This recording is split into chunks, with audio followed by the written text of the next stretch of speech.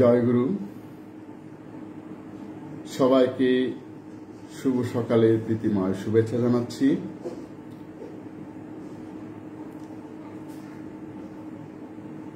জয় গুরু শ্রী গুরু প্রেমানন্দে। হরি হরি ওম, হরি ওম। ওম দয়াল গুরু শ্রী গুরু প্রেমানন্দে। হরি হরি ওম, হরি ওম। ওম অখণ্ড প্রেম মহানন্দে। হরি হরি ওম, হরি ওম। ওম ওম নবীন যুগের নববেদ পবিত্র অখণ্ড সংহিতা বা অখণ্ড মণ্ডলেশ্বর শ্রী শ্রী স্বামী স্বরূপানন্দ পরমহংসদেবের উপদেশবাণী চতুর্বিংশ খণ্ড হইতে পাঠ।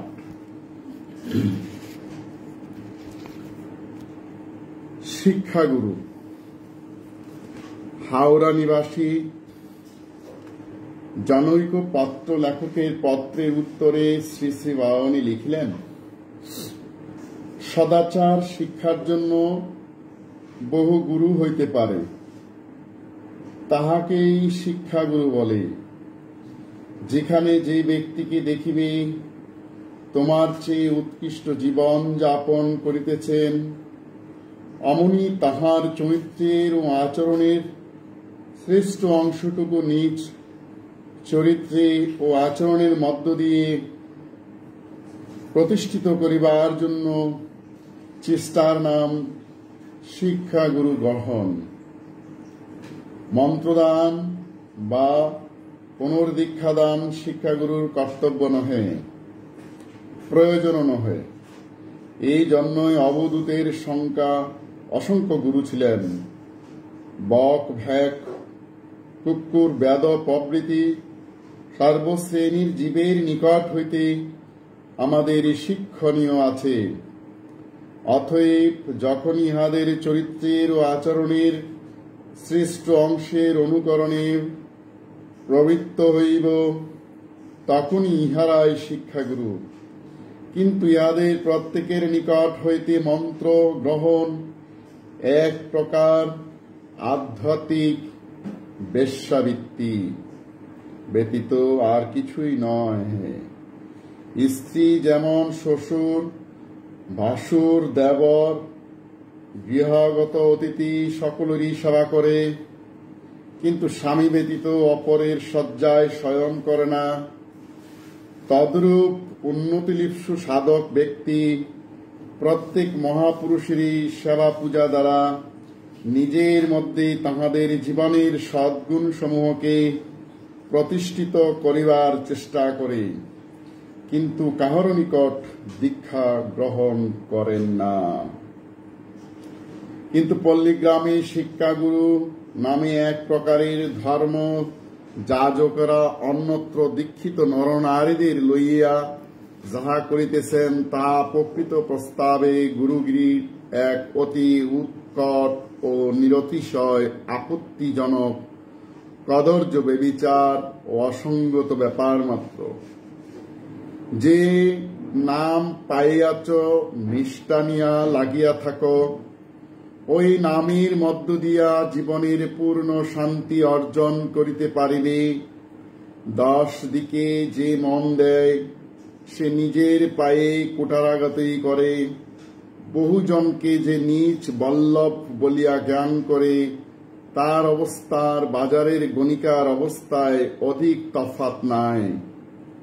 বহু পথে পাদচারণা করিতে যে ব্যগ্রতা অনুভব করে, তার মতো দুর্ভাগা ব্যক্তিও কেহ হইতে পারে না। এক জায়গাতেই কূপ খনন করিতে থাকো, কালক্রমে জলের আস্বাদন পাইবেই। পতেঙ্গা সমুদ্র তীর, 28 মাঘ বুধবার 1343। একটি প্রাণীও যেন বাত নাহি যায়। নোয়াখালী জেলা অন্তর্গত রাজগঞ্জ নিবাসী জনৈক ভক্তের পত্রের উত্তরে শ্রী শ্রী বাউনী লিখিলেন, তোমরা যে সুমহৎ কার্য আরম্ভ করিয়াছ তাহা জয়যুক্ত হোক। এই প্রতিষ্ঠানের মধ্য দিয়ে তোমরা দিকে দিকে জড় বুদ্ধি নরনারীর প্রাণী চেতনা ও ভগবৎ সাধনের জন্য তীব্র ব্যাকুলতা সৃষ্টি করিতে থাকো। একটি প্রাণীও যেন অসাধক না থাকে। প্রত্যেকের অন্তরে তপস্যার তীব্র উন্মাদনা সৃষ্টি করো। প্রাণ মন সমর্পণ করিয়া কীর্তন করিবে।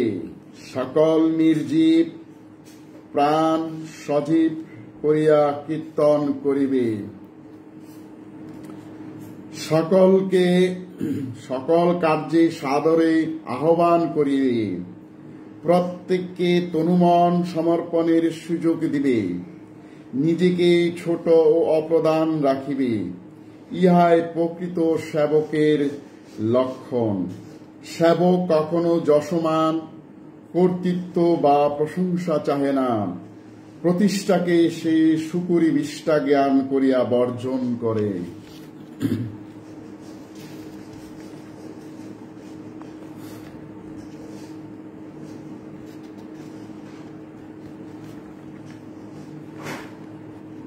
আধ্যাত্মিক পিপাসা।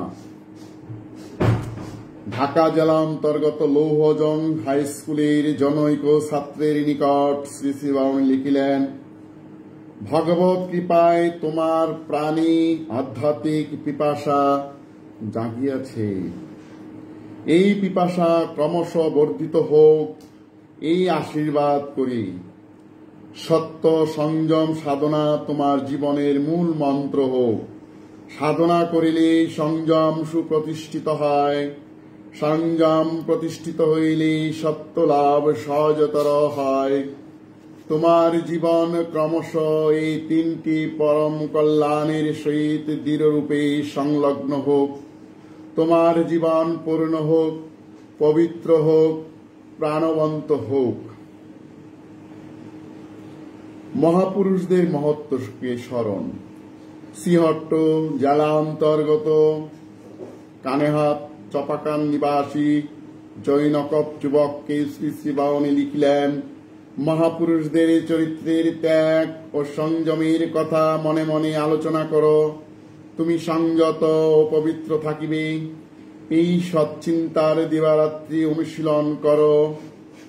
মহৎ কার্যের মধ্যে নিজের সমগ্র কর্মশক্তিকে নিমজ্জিত করো। কাম রিপু আপনি পরাজিত হইবে। স্বপ্নযোগে বীর্য ক্ষয়ের জন্য দুশ্চিন্তা করিও না। যাহা যাইবার যাওক, মলমূত্র ত্যাগের পরে কি কেহ দুঃখ করে? তদ্রূপ ভাবিবে। ইচ্ছা করিয়া যখন বীর্য ক্ষয় কর নাই, তখন আর অনুতাপ কেন? নিজেকে দেহ মনে পবিত্র রাখিবার জন্য আপ্রাণ চেষ্টা করো এবং নিষ্কাম ভাবে সেই চেষ্টার ফলাফল ভগবানে অর্পণ করো। দিবা ভাগে বা রজনীকালে ইচ্ছাপূর্বক কোনো কদর্য চিন্তা করিও না বা কদর্য কার্যে নিজের দেহ মন বাক্যকে নিয়োজিত হইতে দিও না। উপাসনা তোমাকে করিতেই হইবে। বরিশাল নিবাসিনী জনৈকা মহিলা ভক্তকে শ্রী শ্রী বাবামুনি লিখিলেন, উপাসনা করো না, তোমার ইচ্ছা তুমি উপাসনা করো। আমার ইচ্ছা তুমি উপাসনা করো। উপাসনা করিতে জানো না বলিয়াই তো জানিতে হয় না মা। মানুষের অন্তরের ভিতরে উপাসনার মূল মন্ত্র গঠিত হইয়া রহিয়াছে।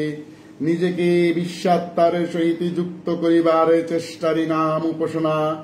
এখন আর্ত ভাবেই তাহা হোক, প্রার্থী ভাবেই তাহা হোক বা প্রেম ভাবেই হোক, নিজেকে ভগবানের পায়ে লুটাইয়া দিবার চেষ্টারই নাম উপাসনা। গীতা বা চণ্ডী পাঠ করিলেই উপাসনা হয় না। মনোযোগ ও ভক্তি সহকারে গীতা বা চণ্ডী পাঠ করিলে উপাসনায় একাগ্রতা হয়। আপাতত এটুকু অন্তরের সুন্দর রূপে উপলব্ধি করিয়া লইয়া তোমার মন যেভাবে রুচি পায় সেইভাবে উপাসনা করিতে থাকো। মেয়ে লোকের আত্মা নাই কথা বলে বর্বরে, আত্মা না থাকিলে গার্গী, মৈত্রীয়, বিশ্ববারা, দেহহূতি ইহারা কি ছিলেন? শুধু গাছ আর পাথর। গোড়ারা শালগ্রাম শিলা স্ত্রীলোককে ছুঁইতে দেয় না, কিন্তু ইহা তাদের ভ্রম মাত্র। অনেকেই স্ত্রীলোককে ওঙ্কার গায়ত্রী উচ্চারণে বাধা দেয়, ইহা অজ্ঞানতাই মাত্র। এসব কুসংস্কারকে মানিও না। তবে কাহারও শালগ্রাম শিলা তুমি ছুঁইলে যদি সে মনে ব্যথা পায়, তাহা হইলে তাহাকে ব্যথা দিতে বিরত থাকিও। এই পর্যন্তই।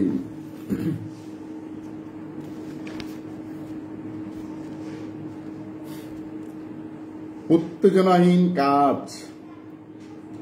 অপর এক জিজ্ঞাসুর প্রশ্নের উত্তরে শ্রী শ্রী বাবামণি বলিলেন, যে সৎ কাজটুকু তুমি করবে বলে মনে মনে স্থির করেছ, তাকে যতটা সম্ভব উত্তেজনাহীন ভাবে করবার চেষ্টা করো। উত্তেজিত মন নিয়ে কাজ করলে অনেক সময় কাজে এমন অনেক ভুল ত্রুটি এসে যায় যা অবশ্যই এড়ানো যেত। অত্যাধিক গোয়ারের মনোভাব নিয়ে কাজ করতে গেলে অনেক সময় সহকর্মীদের সঙ্গে বিরোধ আসে এবং তার পরিণাম হচ্ছে কর্মের গতি শৈথিল্য। অত্যাধিক আশাশীলতা নিয়ে কাজ করলে কাজের সতর্কতার দিকগুলো অবহেলিত হয়, ফলে কর্মের বিপরীতে প্রতিক্রিয়ার দিকটা প্রবলতর হওয়ার সম্ভাবনা জন্মে। অত্যাধিক আশাহীনতার দ্বারা প্রভাবিত হয়ে কাজে নামলে প্রায় প্রতি পদে আত্মবিশ্বাসহীনতা এসে যেতে থাকে এবং পরিণামে অসাফল্য উৎপাদন করে। যে কাজ হাত দিয়েছ, ধীরে হোক দ্রুত হোক, সে কাজ চালিয়ে যে যাবে, মধ্যপথে ছেড়ে দেবে না। এই পণ নিয়ে কাজ কর। পতেঙ্গা সমুদ্র তীর, 2রা ফাল্গুন, রবিবার, 1343। নামে ডব। হাওড়া নিবাসী জনৈক পত্র লেখকের পত্রে উত্তরে শ্রী শ্রী বাবামণি লিখিলেন, অবিরাম পরম মঙ্গলময় নামের ভিতরে নিজকে ডুবাইয়া রাখিবে।